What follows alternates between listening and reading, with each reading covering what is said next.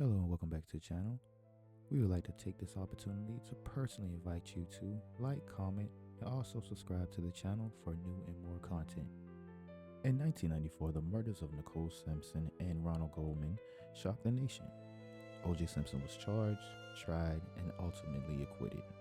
But over the years, many people have argued that Simpson was actually innocent, citing a timeline and evidence that they believe raises serious doubts about the prosecution's case. Today, we'll walk through those claims chronologically to understand why some still think OJ didn't do it. OJ Simpson, football star, actor, and cultural icon, was accused of double homicide. The trial lasted months and captivated the entire nation. But despite the prosecution's confidence and the public pressure, OJ was found not guilty in criminal court.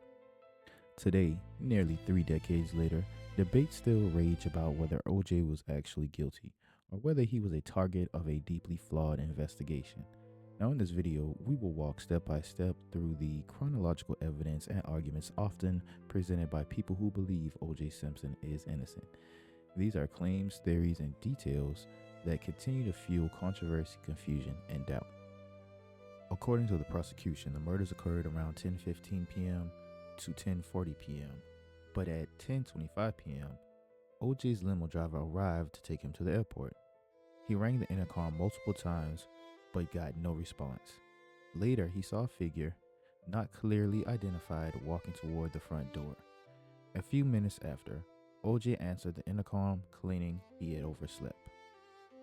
Supporters point to this moment as critical.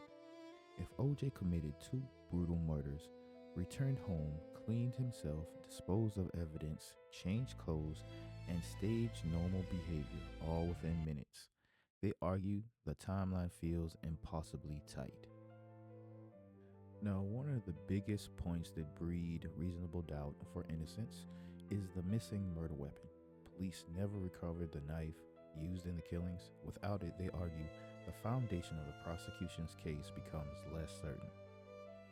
So you have to think there is no weapon, there's virtually no time for him to commit these brutal murders within the time frame that was suspected to have taken place.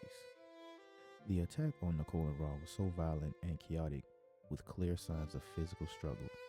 Yet at the police station, OJ had little more than a small, shallow cut on one hand. No bruising, no scratching, no defensive wounds, typical of an attacker in close combat. Supporters say that this doesn't match what would be expected of a murderer. DNA evidence was the prosecution's biggest weapon, yet somehow proved vital in securing an acquittal for the defense. Now, the debate even heats up more. Many people point to the negligence of how the blood was collected, transported, stored, and then tested. At every step, issues arose. Vitals were unsealed, gloves weren't changed, samples set unrefrigerated. Chain of custody logs had errors, some swabs were collected long after they should have been.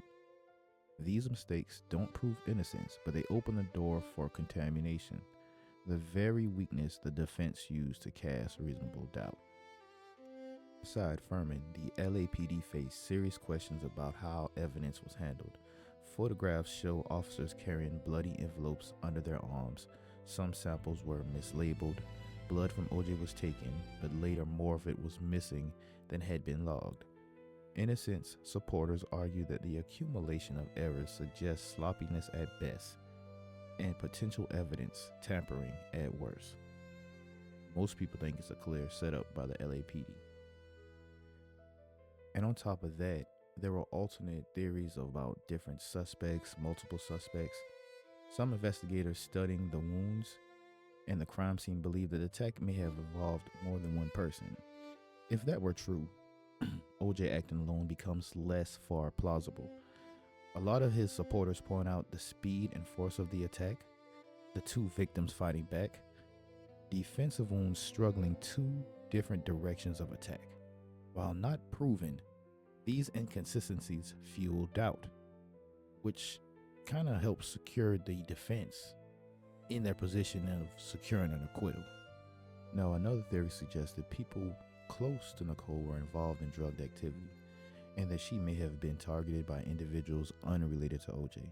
Supporters point out that police focused almost exclusively on OJ from the beginning, leaving out other angles that were unexplored.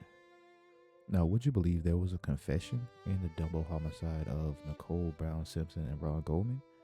Years later, serial killer Glenn Rogers claimed he murdered Nicole and Ron, and he was paid to do it. Now, most experts dispute his confession, but innocence advocates include it as part of the timeline showing that alternate explanations exist, explanations that the state never fully investigated. Then came the moment that became a cultural phenomenon. OJ Simpson stood in court and struggled to put on the glove allegedly used in the murders. His attorney, Johnny Cochran, delivered the famous line, "If it doesn't fit, you must acquit."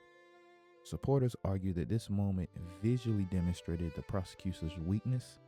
They also say the glove had been soaked in blood, dried, tested, frozen, rethawed, and handled multiple times, changing its size. Now, a special added note, I watched the whole trial from preliminary to acquittal, and OJ's forensic attorney actually brought on a specialist who confirmed that the gloves indeed would not change size and it was not soaked enough in blood to have had them evaporate or shrink. So add that to the pot as well. Also, phone records and limo driver testimony place OJ in or near his house around the time of the murders. The driver never saw blood, never saw panic, never saw suspicious behavior.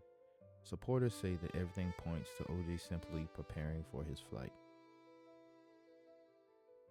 And the defense also emphasized that OJ had major business commitments the next morning, with executives expecting him in Chicago. This, they argue, makes the idea of a spontaneous, brutal attack even less likely. So let's jump forward a bit.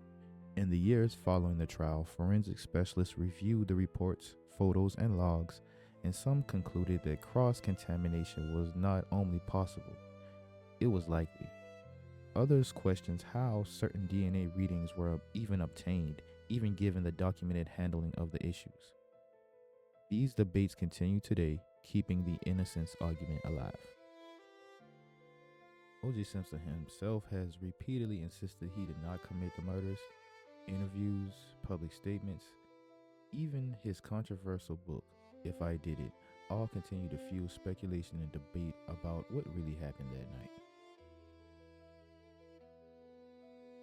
But in the end, the evidence and arguments presented chronologically paint a complicated picture, one filled with questionable procedures, tight timelines, mishandled evidence, and contradictory interpretations.